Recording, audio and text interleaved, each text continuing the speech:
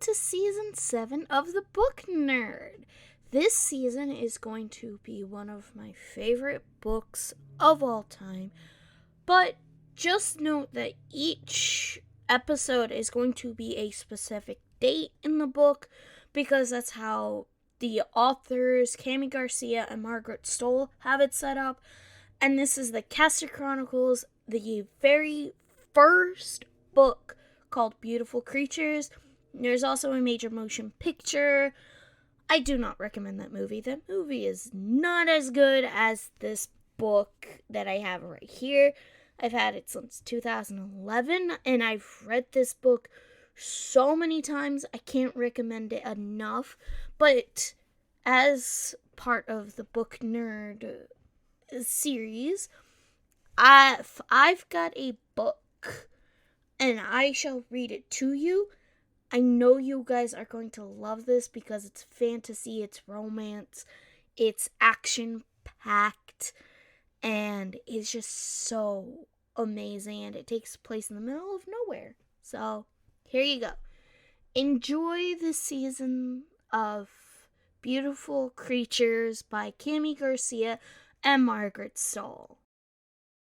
September 2nd, Dream On. Falling. I was free falling, tumbling through the air. "Ethan," she called to me, and just the sound of her voice made my heart race. "Help me!" She was falling too. I stretched out my arm, trying to catch her. I reached out, but all I caught was air. There was no ground beneath my feet, and I was clawing at mud. We touched fingertips, and I saw green sparks in the darkness. Then she slipped through my fingers, and all I could feel was loss. Lemons and rosemary. I could smell her even then, but I couldn't catch her, and I couldn't live without her. I sat up with a jerk, trying to catch my breath. "Ethan, wait! Wake up! I won't have you being late on the first day of school." I could hear Emma's voice calling from downstairs. My eyes focused on a patch of dim light in the darkness. I could hear the distant drum of the rain against our old plantation shutters. It must be raining. It must be morning. I must be in my room. My room was hot and damp from the rain. Why was my window open? My head was throbbing. I fell back down on the bed, and the dream receded as it always did. I was safe in my room, in our ancient house, in the same creaking mahogany bed where 6 generations of waits had probably slept before me, where people didn't fall through black holes made of mud, and nothing ever actually happened. I stared up at my plaster ceiling, painted the color of the sky to keep the carpenter bees from nesting. What was wrong with me? I'd been having the dream for months now, even though I couldn't remember all of it. The part I remembered was always the same. The girl was falling. I was falling. I had to hold on, but I couldn't. If I let go, something terrible would happen to her. But that's the thing. I couldn't let go. I couldn't lose her. It was like I was in love with her, even though I didn't know her. Kind of like love before first sight, which seemed crazy because she was just a girl in a dream. I didn't even know what she looked like. I had been having the dream for months, but in all that time, I had never seen her face. Or I couldn't remember it. All I knew was that I had the same sick feeling inside every time I lost her. She slipped through my fingers and my stomach dropped right out of me. The way you feel when you're on a roller coaster and the car takes a big drop. Butterflies in your stomach. That was such a crappy metaphor. More like killer bees. Maybe I was losing it. Or maybe I just needed a shower. My earphones were still around my neck, and when I glanced down at my iPod, I saw a song I didn't recognize. 16 Moons? What was that? I clicked on it. The melody was haunting. I couldn't place the voice, but I felt like I'd heard it before.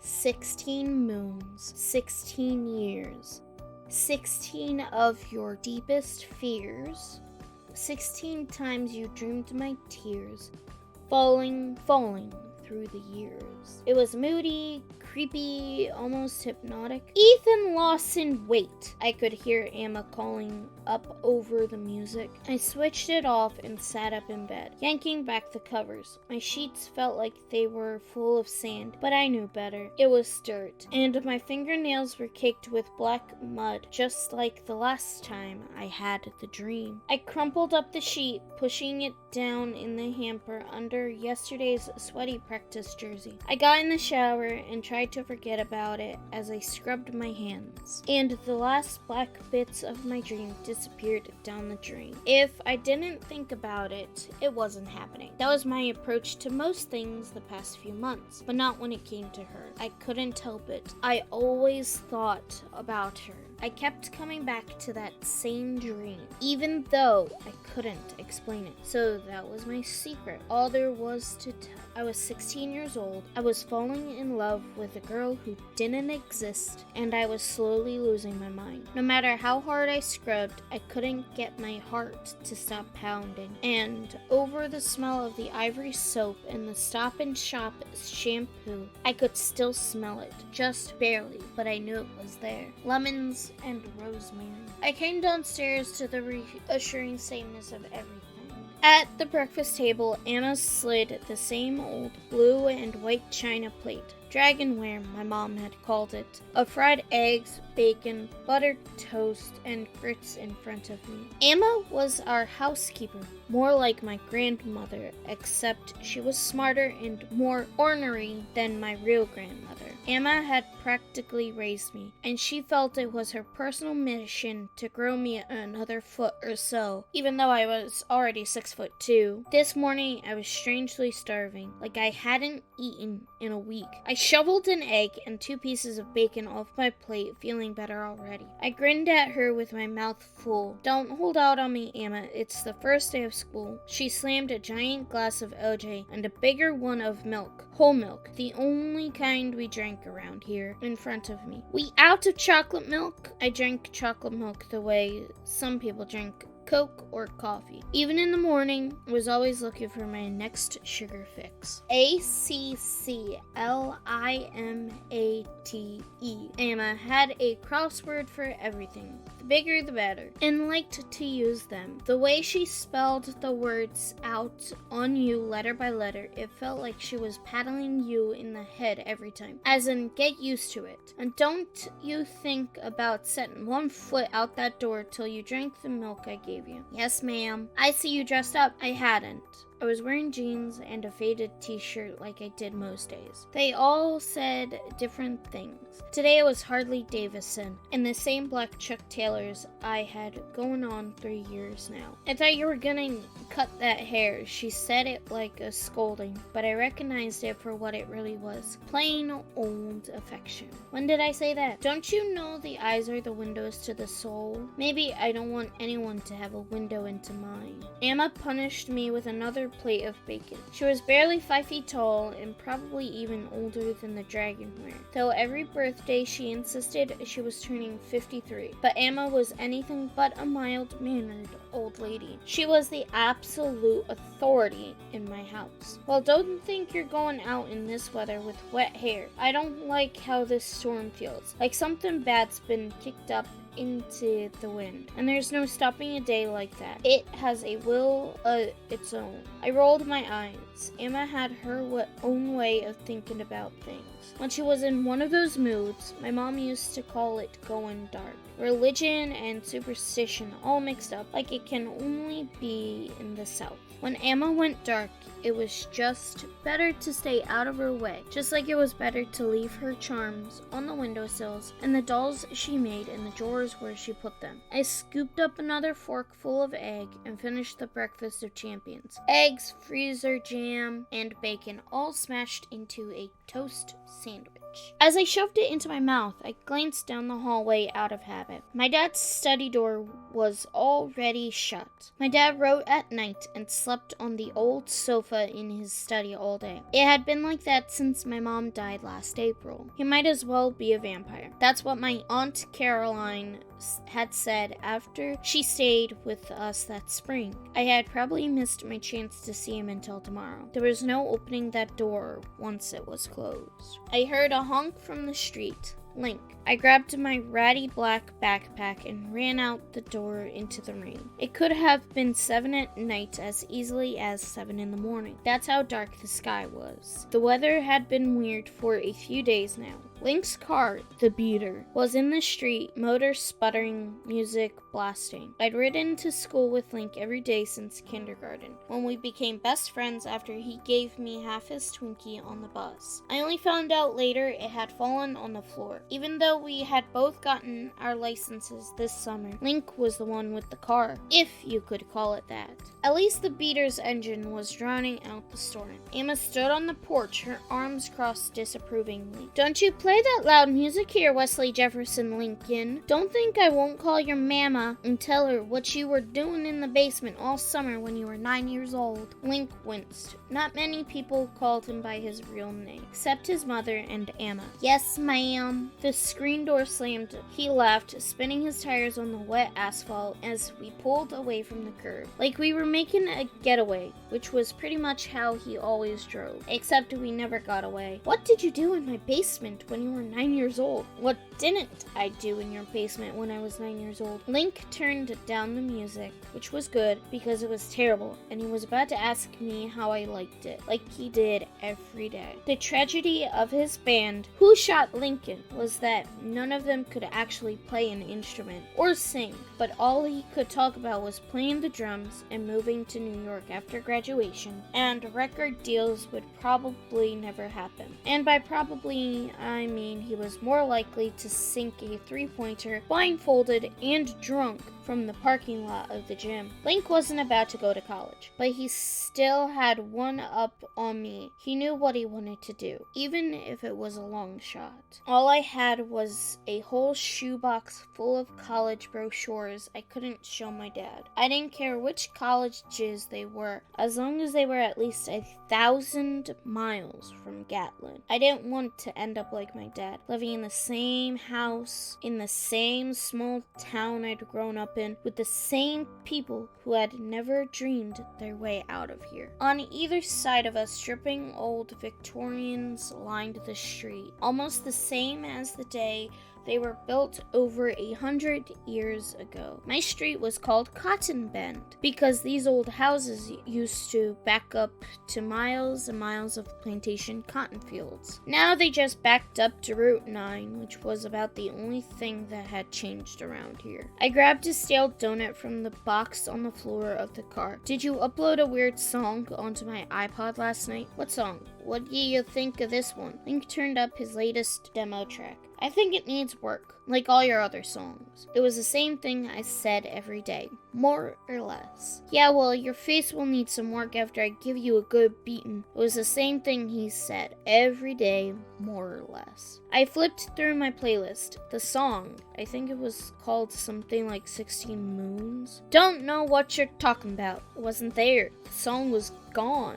But I had just listened to it this morning, and I knew I hadn't imagined it because it was still stuck in my head. If you want to hear a song, I'll play you a new one. Link looked down to cue the track. Hey man, keep your eyes on the road. But he didn't look up. And out of the corner of my eye, I saw a strange car pass in front of us. For a second, the sounds of the road and the rain and Link dissolved into silence. And it was like everything was moving in slow motion. I couldn't drag my eyes away from the car. It was just a feeling, not anything I could describe. And then it slid past us, turning the other way. I didn't recognize the car. I had never seen it before. You can't imagine how impossible that is, because I knew every single car in town. There were no tourists this time of year. They wouldn't take the chance during hurricane season. This car was long and black, like a hearse. Actually,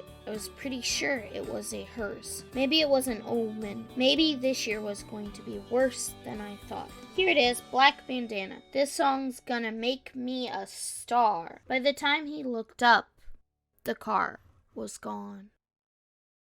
September 2nd, New Girl. 8 streets.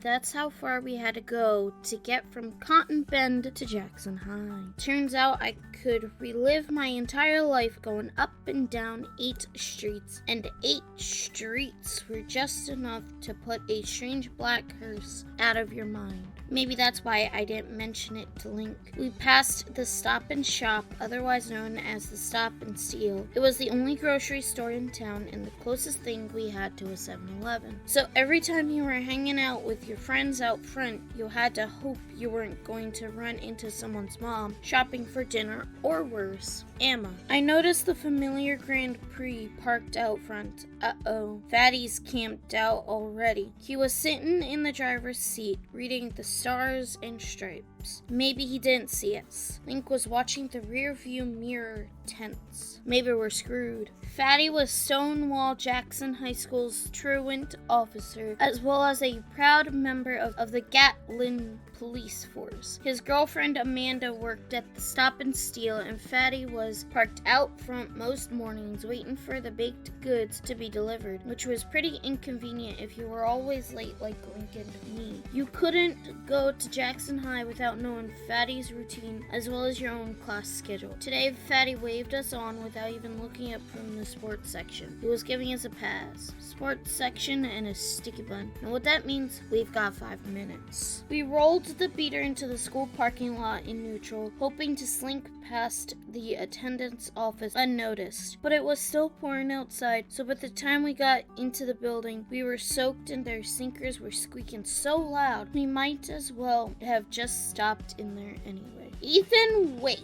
Wesley, Lincoln. We stood dripping in the office waiting for our detention slips. Late for the first day of school, your mama is gonna to have a few words for you, Mr. Lincoln. And don't you look so smug, Mr. Waite. Emma's gonna tan your hide. Miss Hester was right. Emma would know I'd shown up late about 5 minutes from now if she didn't already. That's what it was like around here. My mom used to say Charlton Eaton, the postmaster, read any letter that looked half interesting. He didn't even bother to seal them back up anymore. It's not like there was any actual news. Every house had its secrets, but everyone on the street knew them. Even that was no secret.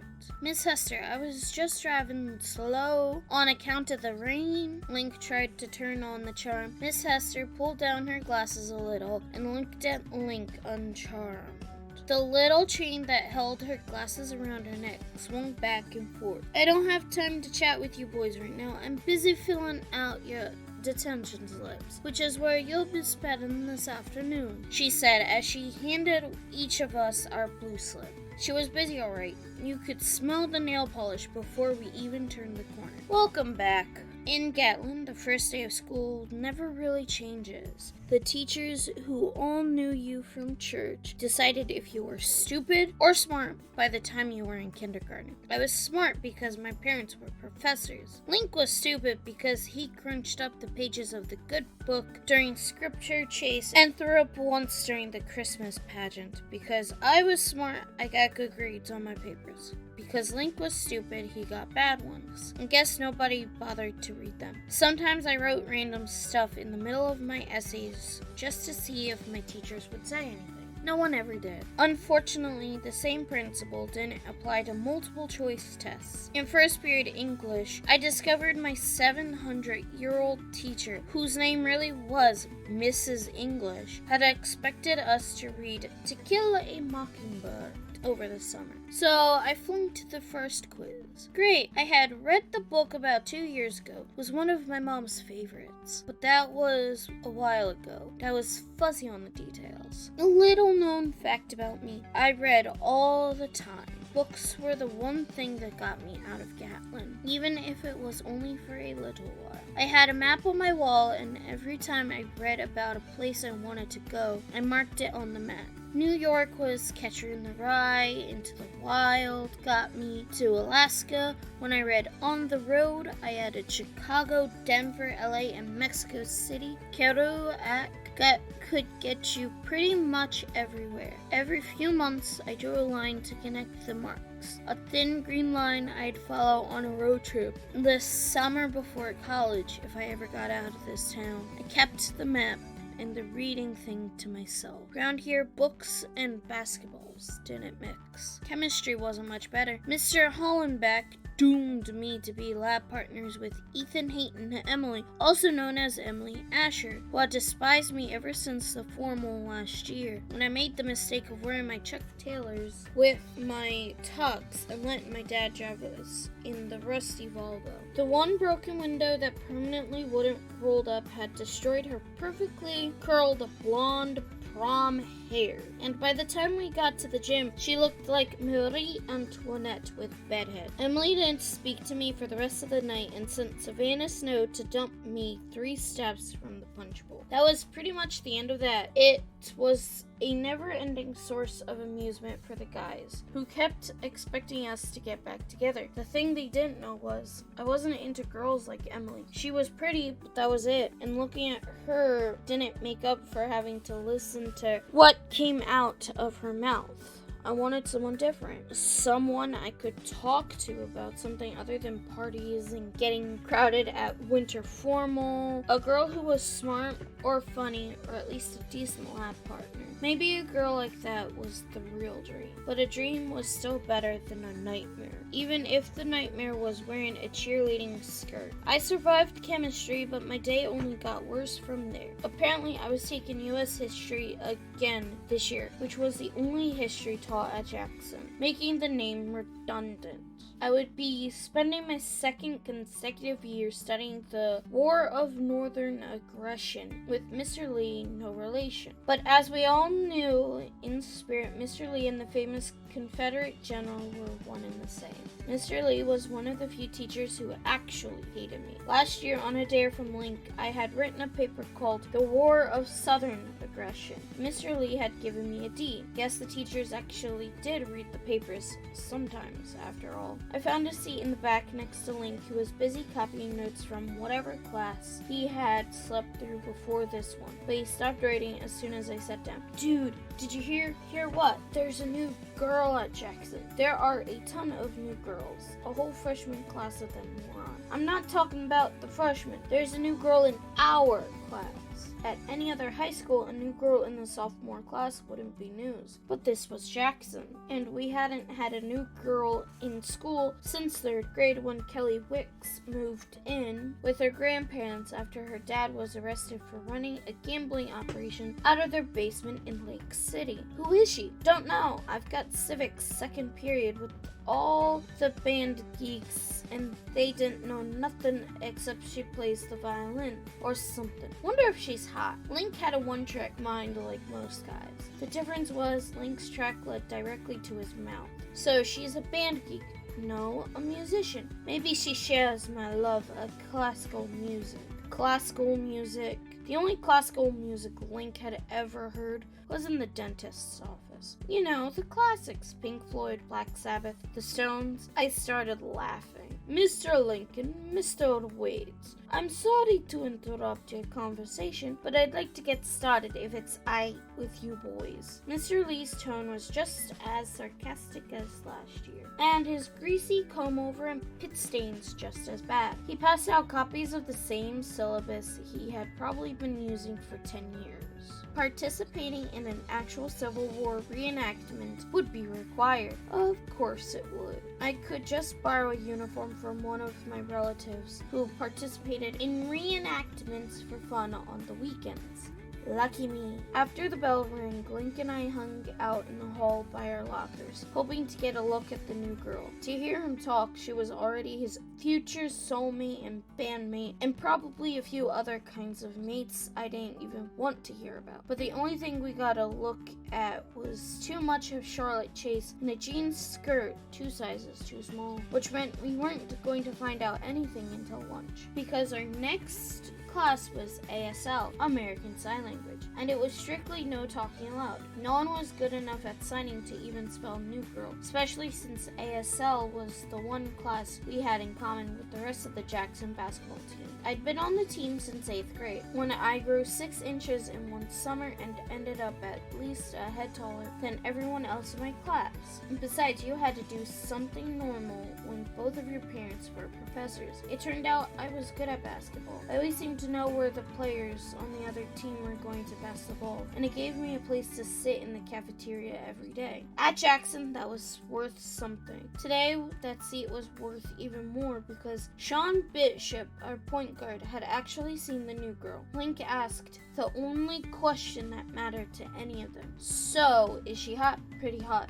Savannah Snow hot? As if on cue, Savannah, the standard by which all other girls at Jackson were measured, walked into the cafeteria, arm in arm with Ethan, Hayton, Emily. We all watched because Savannah was 5 feet 8 inches, worth of the most perfect legs you've ever seen. Emily and Savannah were almost one person, even when they weren't in their cheerleading uniforms. Blonde hair, fake tans, flip-flops, and jeans skirts so short they could pass for belts. Savannah was the legs, but Emily was the one all the guys tried to get a look at in her bikini top at the lake in the summer. They never seemed to have any books, just tiny metallic bags tucked under one arm, with barely enough room for a cell phone, for the few occasions when Emily actually stopped texting. Their differences boiled down to their respective positions on the cheer squad. Savannah was the captain and a base, one of the girls who held up 2 more tiers of cheerleaders in the Wildcats' famous pyramid. Emily was a flyer, the girl at the top of the pyramid, the one thrown 5 or 6 feet into the air to complete a flip or some other crazy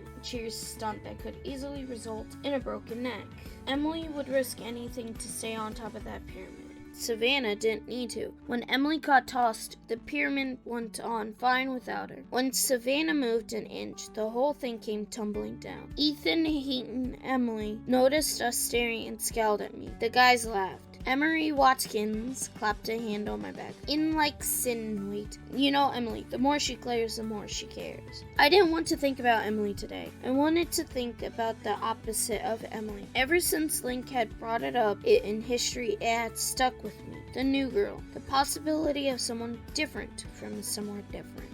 Maybe someone with a bigger life than ours, and I guess mine. Maybe even someone I'd dreamed about. I knew it was a fantasy, but I wanted to believe it. So did you all hear about the new girl? Savannah sat down on Earl Petty's lap. Earl was our team captain and Savannah's on-again, off-again boyfriend. Right now they were on. He rubbed his hands over her orangey-colored legs, just high enough so you didn't know where to look. Sean was just filling us in. Says she's pretty hot. I'm gonna put her on the squad. Link grabbed a couple of tater tots off my tray. Hardly. You should see what she's wearing. Strike 1. And how pale she is. Strike 2. You can never be too thin or too tan, as far as Savannah was concerned. Emily sat down next to Emery, leaning over the table just a little too much. Did he tell you who she is? What do you mean? Emily paused for dramatic effect. She's Old Man Ravenwood's niece. She didn't need the pause for this one. It was like she had sucked the air right out of the room. A couple of the guys started laughing. They thought she was kidding, but I could tell she wasn't. Strike 3.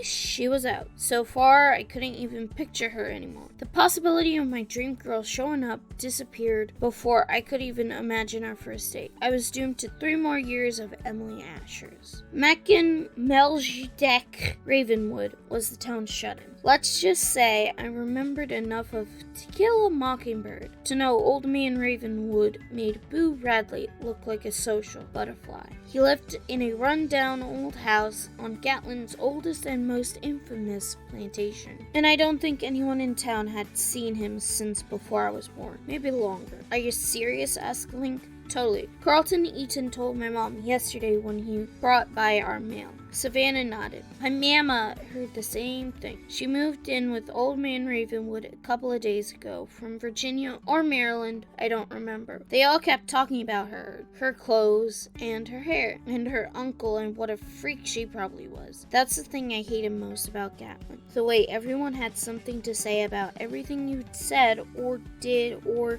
in this case, wore. I just stared at the noodles on my tray swimming in running orange liquid that didn't look much like cheese. 2 years, 8 months, and counting. I had to get out of this town. After school, the gym was being used for cheerleading tryouts. The rain had finally let up, so basketball practice was on the outside court with its cracked concrete and bent rims and puddles of water from the morning rain. You had to be careful not to hit the fissure that ran down the middle like the Grand Canyon. Aside from that, you could almost see the whole parking lot from the court and watch most of the prime social action of Jackson High while you warmed up. Today, I had the hot hand. I was 7 for 7 from the free throw line, but so was Earl, matching me shot for shot. Swish, 8. Seemed like I could just look at the net and the ball would sail through. Some days were like that. Swish, 9. Earl was annoyed. I could tell by the way he was bouncing the ball harder and harder every time I made a shot. He was our other center. Our unspoken agreement was I let him be in charge and he didn't hassle me if I didn't feel like hanging out at the stop and steal every day after practice. There were only so many things you could talk about, the same girls, and so many Slim Jims you could eat. Swish, 10. I couldn't miss. Maybe it was just genetics. Maybe it was something else. I hadn't figured it out, but since my mom died, I had stopped trying. It was a wonder I made it to practice at all. Swish, 11. Earl grunted behind me, bouncing the ball even harder. I tried not to smile and looked over to the parking lot. As I took the next shot, I saw a tangle of long black hair behind the wheel of a long black car. A hearse. I rose. Then she turned, and through the open window I could see a girl looking in my direction. At least I thought I could. The basketball hit the rim and bounced off toward the fence. Behind me I heard the familiar sound. Swish! 12. Earl Petty could relax. As the car pulled away, I looked down the court. The rest of the guys were standing there like they'd just seen a ghost. What was that? Billy Watts, our forward, nodded, holding onto the chain link fence with one hand. Old man Ravenwood's knees. Sean tossed the ball at him. Yep, just like they said, driving his hearse. Emery shook his head. She's hot, all right. What a waste. They went back to playing ball, but by the time Earl took his next shot, it had started to rain again. 30 seconds later, we were caught in a downpour, the heaviest rain we'd seen all day. I stood there letting the rain hammer down on me. My wet hair hung in my eyes, blocking out the rest of the school, the team. The bad omen wasn't just a hearse, it was a girl. For a few moments, I had let myself hope that maybe this year wouldn't be just like every other year, that something would change, that I would have someone to talk to, someone who really got me. But all I had was a good day on the court, and that had never been enough. September 2nd, a hole in the sky. Fried chicken, mashed potatoes, and gravy, string beans, and biscuits, all sitting angry and cold and congealed on the stove where Emma had left them. Usually she kept my dinner warm for me until I got home from practice, but not today. I was in a lot of trouble. Emma was furious, sitting at the table, eating Red Hots and scratching away at the New York Times crossword. My dad secretly subscribed to the Sunday edition because the ones in the Stars and Stripes had too many spelling mistakes, and the ones in Reader's Digest were too short. I don't know how he got it past Carlton Eaton, who would have made sure the whole town knew we were too good for the Stars and Stripes, but there was nothing my dad wouldn't do for Emma. She slid the plate in my direction, looking at me without looking at me. I shoveled cold mashed potatoes and chicken into my mouth. There was nothing Emma hated like food left on your plate. I tried to keep my distance from the point of her special black number 2 pencil, used only for her crosswords, kept so sharp it could actually draw blood. Tonight it might. I listened to the steady patter of rain on the roof. There wasn't another sound in the room. Emma wrapped her pencil on the table. 9 letters, confinement or pain extracted for wrongdoing. She shot me another look. I shoveled a spoonful of potatoes into my mouth. I knew what was coming. 9 across. CASTIGATE, as in punish. As in, if you can't get yourself to school on time, you won't believe in in this house. I wondered who had called her to tell her I was late, or more likely who hadn't called. She sharpened her pencil, even though it was already sharp, grinding it into her old automatic sharpener on the counter. She was still pointedly not looking at me, which was even worse than staring me right in the eye. I walked over to where she was grinding and put my arm around her, giving her a good squeeze. Come on, Emma, don't be mad. It was pouring this morning. You wouldn't want a speed day in the rain, would you? She raised an eyebrow, but her expression softened. Well, it looks like it'll be raining from now until the day after you cut that hair, so you better figure out a way to get yourself to school before that bell rings. Yes, ma'am. I gave her one last squeeze and went back to my cold potatoes. You'll never believe what happened today. We got a new girl in our class. I don't know why I said it. I guess it was still on my mind. You think I don't know about Lena Dutchins? I choked on my biscuit. Lena Dutchins. Pronounced in the South, too. Rhyme with rain. The way Emma rolled it out, you would have thought the word had an extra syllable. Duquesne. Is that her name, Lena? Emma pushed a glass of chocolate milk in my direction. Yes and no, and it's none of your business. You shouldn't be messing with things you don't know anything about, Ethan Waite. Emma always spoke in riddles, and she never gave anything more than that. I hadn't been to her house in Waders Creek since I was a kid, but I knew most of the people in town had. Emma was the most respected tarot card reader within 100 miles of Gatlin, just like her mother before her and her grandmother before her. 6 generations of card readers. Gatlin was full of God-fearing Baptists, Methodists, and Pentecostals, but they couldn't resist the lure of the cards, the possibility of changing the course of their own destiny, because that's what they believed a powerful reader could do. And Emma was nothing if not a force to be reckoned with.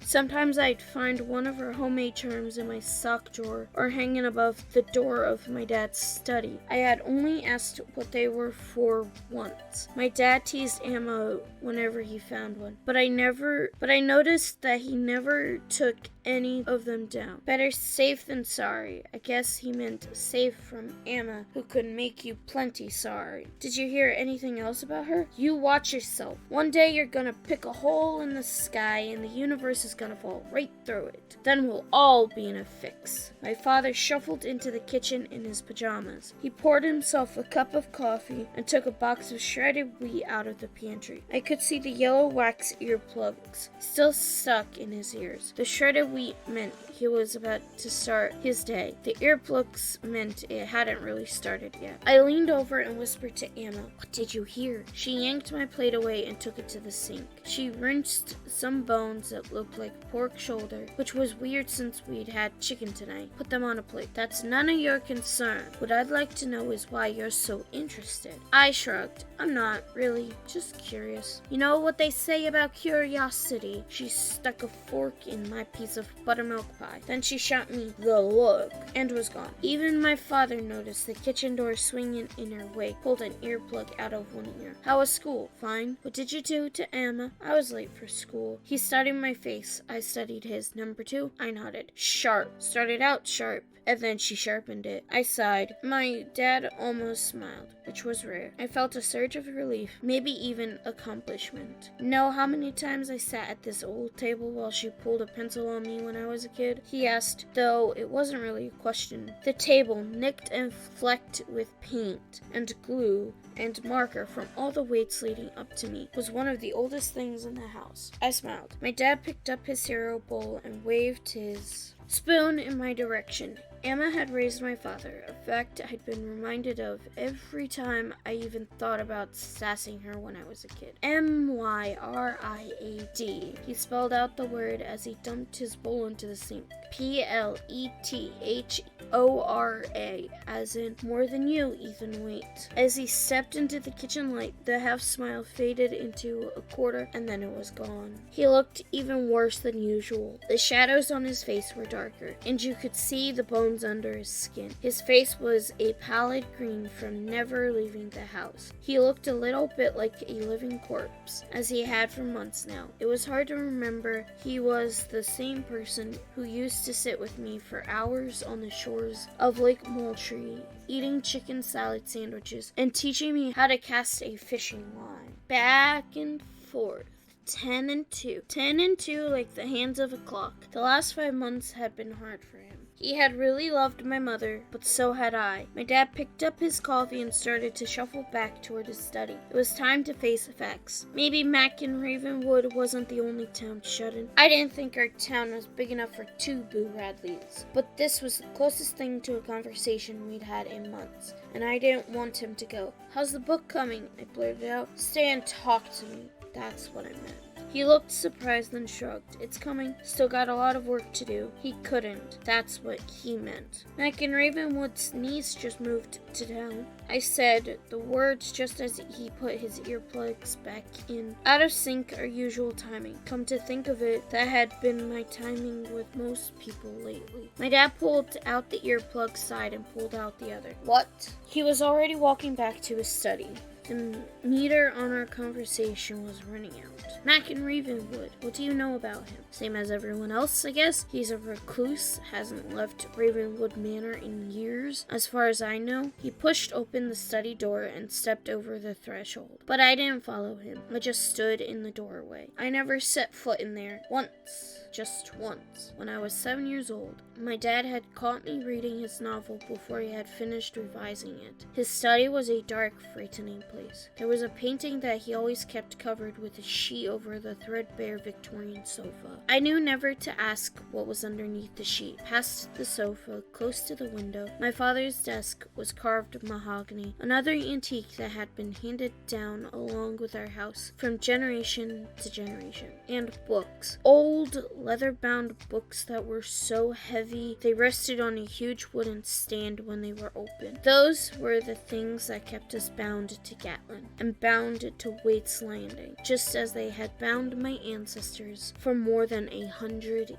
years. On the desk was his manuscript. It had been sitting there in an opened cardboard box, and I just had to know what was in it. My dad wrote Gothic horror, so there wasn't much he wrote that was okay for a 7-year-old to read. But every house in Gatlin was full of secrets, just like the South itself. And my house was no exception, even back then. My dad had found me curled up on the couch in his study. Pages spread all around me like a bottle rocket had exploded in the box. I didn't know enough to cover my tracks, something I learned pretty quickly after that. I just remember him yelling at me and my mom coming out to find me crying in the old magnolia tree in our backyard. Some things are private, Ethan, even for grown-ups. I had just wanted to know. That had always been my problem. Even now, I wanted to know why my dad never came out of his study. I wanted to know why we couldn't leave this worthless old house just because a million Waits lived here before us, especially now that my mom was gone. But not tonight. Tonight, I just wanted to remember chicken salad sandwiches and 10 and 2, and a time when my dad ate his shredded wheat in the kitchen, joking around with me. I fell asleep remembering. Before the bell even rang the next day, Lena Dutchins was all everyone at Jackson could talk about. Somehow, between storms and power outages, Loretta Snow and Eugene Asher, Savannah's and Emily's mothers, had managed to get supper on the table and call just about everyone in town to let them know that crazy Mac and Ravenwood's relation was driving around Gatlin in his hearse, which they were sure he used to transport dead bodies in when no one was watching. From there, it just got wilder. There are 2 things you can always count on in Gatlin. 1, you can be different, even crazy, as long as you come out of the house every now and then so folks don't think you're an axe murderer. 2, if there's a story to tell, you can be sure there'll be someone to tell it. A new girl in town moving into the haunted mansion with the town shut in. That's a story, probably the biggest story to hit Gatlin since my mom's accident. I don't know why I was surprised when everyone was talking about her, everyone except the guys. They had business to attend to first. So what have we got, Em? Link slammed his locker door. Counting cheerleading tryouts looks like 4 8s, 3 7s, and a handful of 4s. Emery didn't bother to count the freshman girls he rated below a 4. I slammed my locker door. This is news. Aren't these the same girls we see at the Dairy King every Saturday? Emery smiled and clapped his hand on my shoulder. But they're in the game now. Wait. He looked at the girls in the hall, and I'm ready to play. Emery was mostly all talk. Last year when we were freshmen, all we heard about were the hot seniors he thought he was going to hook up with now that he'd made JV. M was as delusional as Link, but not as harmless. He had a mean streak. All the Watkinses had.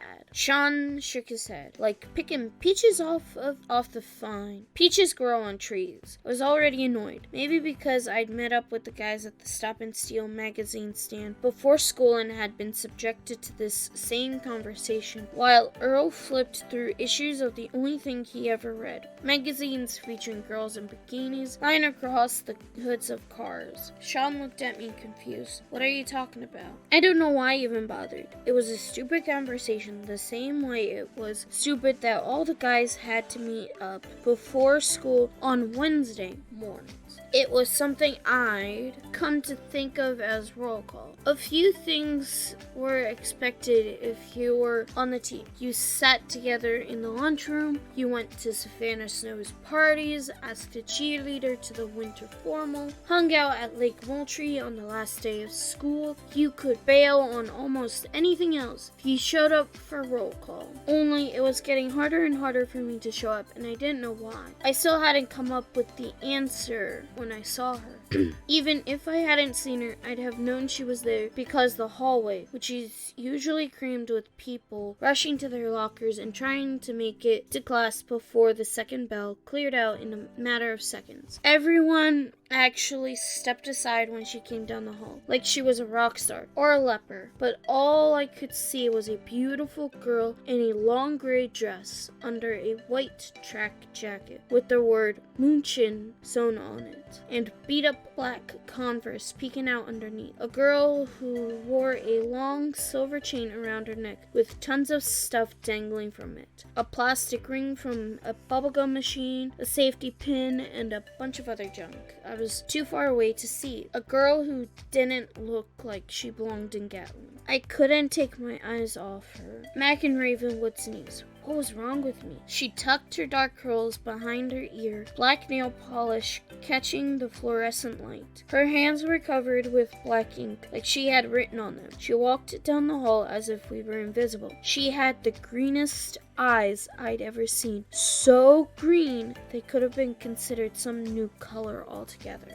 Yeah, she's hot, said Billy. I knew what they were thinking. For a second, they were thinking about dumping their girlfriends for the chance to hit on her. For a second, she was a possibility. Earl gave her the once-over, then slammed his locker door. If you ignore the fact that she's a freak, there was something about the way he said it, or more like the reason he said it. She was a freak because she wasn't from Gatlin, because she wasn't scrambling to make it onto the cheer squad, because she hadn't given him a second look, or even a first. On any other day, I would have ignored him and kept my mouth shut. But today, I didn't feel like shutting it. So she's automatically a freak? Why? Because she doesn't have on the uniform blonde hair and a short skirt? Earl's face was easy to read. This was one of those times when I was supposed to follow his lead, and I wasn't holding up my end of her unspoken agreement. Because she is a Ravenwood. The message was clear. Hot, but don't even think about it. She wasn't a possibility anymore. Still, that didn't keep them from looking, and they were all looking. The hallway and everyone in it had locked eyes, had locked in on her as if she was a deer caught in the crosshairs. But she just kept walking, her necklace jingling around her neck. Minutes later, I stood in the doorway of my English class. There she was, Lena Dutchins, the new girl, who would still be called that 50 years from now, if she wasn't still called Old Man Ravenwood's niece. handing a pink transfer slip to Mrs. English, who'd squinted to read it. They messed up my schedule and I didn't have an English class, she was saying. I had U.S. history for 2 periods, but I already took U.S. history at my old school. She sounded frustrated, and I tried not to smile. She'd never had U.S. history, not the way Mr. Lee taught it. Of course, take any open seat. Mrs. English handed her a copy of To Kill a Mockingbird. The book looked like it had never been opened, which it probably hadn't, since they'd made it into a movie. The new girl looked up and caught me watching her. I looked away, but it was too late. I tried not to smile, but I was embarrassed, and that only made me smile more. She didn't seem to notice. That's okay, I brought my own. She pulled out a copy of the book, hardback, with a tree etched on the cover. It looked really old and worn, like she'd read it more than once. It's one of my favorite books. She just said it, like it wasn't weird. Now I was staring. Felt a steamroller plow into my back, and Emily pushed through the doorway as if I wasn't standing there, which was her way of saying hello and expecting me to follow her to the back of the room, where our friends were sitting. The new girl sat down in an empty seat in the front. The new girl sat down in an empty seat in the first row in the no man's land in front of Mrs. English's desk. Wrong move. Everybody knew not to sit there. Mrs. English had one glass eye and the terrible hearing you get if your family runs the only shooting range in the county. If you sat anywhere else but right in front of her desk, she couldn't see you and she wouldn't call on you. Lena was going to have to answer questions for the whole class. Emily looked amused and went out of her way to walk past her seat, kicking over Lena's bag, sending her book sliding across the aisle. Whoops! Emily bent down, picking up a battered spiral notebook that was one tear away from losing its cover, like it was a dead mouse. Lena Dutchins, is that your name? Thought it was Ravenwood. Lena looked up slowly. Can I have my book? Emily flipped through the pages as if she didn't hear her. Is this your journal? Are you a writer? That's so great. Lena reached out her hand. Please. Emily snapped the book shut and held it away from her. Can I just borrow this for a minute? I'd love to read something you wrote. I'd like it back now, please. Lena stood up. Things were going to get interesting. Old Man Ravenwood's niece was about to dig herself into the kind of hole there was no climbing back out of. Nobody had a memory like Emily. First, you'd have to be able to read. I grabbed the journal out of Emily's hand and handed it back to Lena. Then I sat down in the desk next to her, right there in no man's land. Good eyesight. Emily looked at me in disbelief. I don't know why I did it. I was just as shocked as she was. I'd never sat in the front of any class in my life. The bell rang before Emily could say anything, but it didn't matter. I knew I'd pay for it later. Lena opened her notebook and ignored both of us. Can we get started, people? Mrs. English looked up from her desk.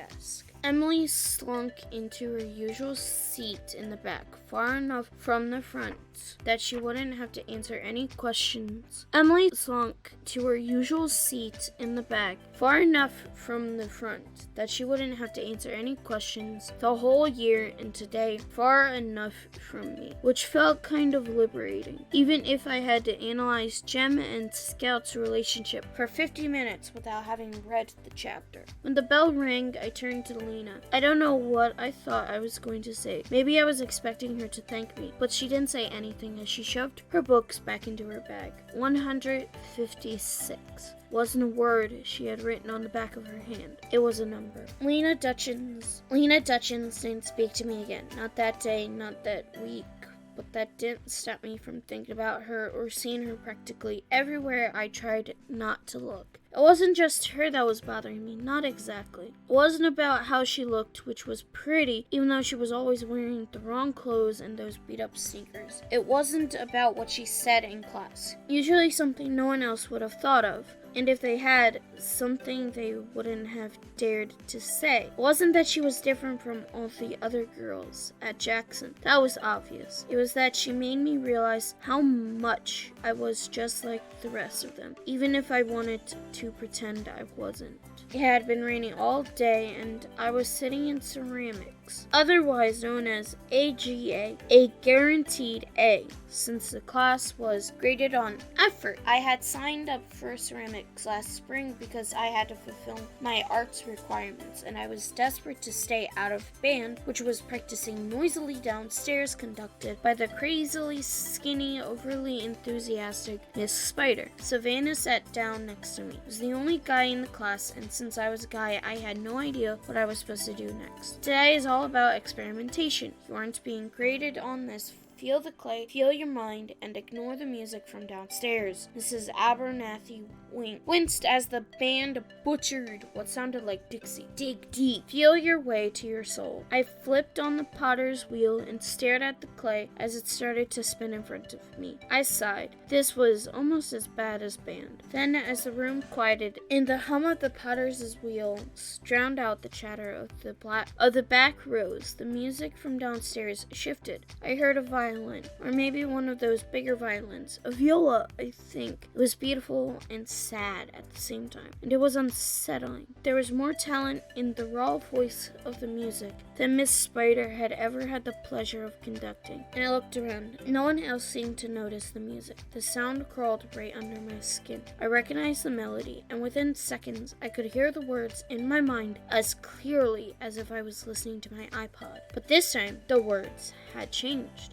16 moons, 16 years, sound of thunder in your ears, 16 miles before she nears, 16 seeks what 16 fears. As I stared at the spinning clay in front of me, the lump became a blur. The harder I focused on it, the more the room dissolved around it, until the clay seemed to be spinning the classroom, the table, my chair along with it, as if we were all tied together in this whirlwind of constant motion, set to the rhythm of the melody from the music room. The room was disappearing around me. Slowly, I reached out a hand and dragged one fingertip along the clay. Then a flash, and the whirling room dissolved into another image. I was falling. We were falling. I was back in the dream. I saw her hand. I saw my hand grabbing at hers, my fingers digging into her skin, her wrist, in a desperate attempt to hold on, but she was slipping. I could feel it, her fingers pulling through my hand. Don't let go. I wanted to help her, to hold on, more than I had ever wanted anything, and then she fell through my fingers. Ethan, what are you doing? Mrs. Abernathy sounded concerned. I opened my eyes and tried to focus, to bring myself back. I've been having the dreams since my mom died, but this was the first time I'd had one during the day. I stared at my gray, muddy hand caked with drying clay. The clay on the potter's wheel held the perfect imprint of a hand, like I had just flattened whatever I was working on. I looked at it more closely. The hand wasn't mine. It was too small. It was a girl's. It was hers. I looked under my nails, where I could see the clay I had clawed from her wrist. Ethan, you could at least try to make something. Mrs. Abernathy put her hand on my shoulder, and I jumped. Outside the classroom window, I heard the rumble of thunder. But Mrs. Abernathy, I think Ethan's soul is communicating with him. Savannah giggled over to get a good look. Think it's telling you to get a manicure, Ethan. The girls around me started to laugh. Mashed the handprint with my fist, turning it back into a lump of gray nothing. I stood up, wiping my hands on my jeans as the bell rang. I grabbed my backpack and sprinted out of the room, slipping in my wet high tops. When I turned the corner, to almost tripping over my untied laces as I ran down the 2 flights of stairs that stood between the music room and me. I had to know if I had imagined it. I pushed open the double doors of the music room with both hands. The stage was empty. The class was filing past me. I was going the wrong way, heading downstream when everyone else was going up. I took a deep breath, but I knew what I would smell before I smelled it: lemons and rosemary. Down on the stage, Mrs. Spider was picking up sheet music scattered along the folding chairs she used for the Sorry Jackson Orchestra. I called down to her, "Excuse me, ma'am, who was just playing that song?" She smiled in my direction. "We have a wonderful new addition to our strings section. A viola. She's just moved into town." No, it couldn't be. Not her. I turned and ran before she could say the name. When the 8th period bell rang, Link was waiting for me in front of the locker room. He raked his hand through his spiky hair and straightened out his faded Black Sabbath t-shirt. Link, I need your keys, man. What about practice? I can't make it. There's something I've got to do. Dude, what are you talking about? I just need your keys. I had to get out of there. I was having the dreams, hearing the song, now blacking it out in the middle of class. If that's even what you'd call it. I didn't know what was going on with me, but I knew it was bad. If my mom was still alive, I probably would have told her everything. She was like that. I could tell her anything. But she was gone, and my dad was holed up in his study all the time. And Emma would be sprinkling salt all over my room for a month if I told her. I was on my own. He held out his keys. Coach is gonna kill you. I know. Emma's gonna find out. I know. And she's gonna kick your butt all the way to the county line. His hand wavered as I grabbed the keys. Don't be stupid. I turned and bolted. Too late. Thank you guys so much for listening to this episode of Beautiful Creatures by Kimmy Garcia and Margaret Stahl. They are wonderful authors. I highly recommend them. Go check out their other stuff, especially Kimmy Garcia, because she does stories about the Teen Titans as well. Alright, see you next week. Bye!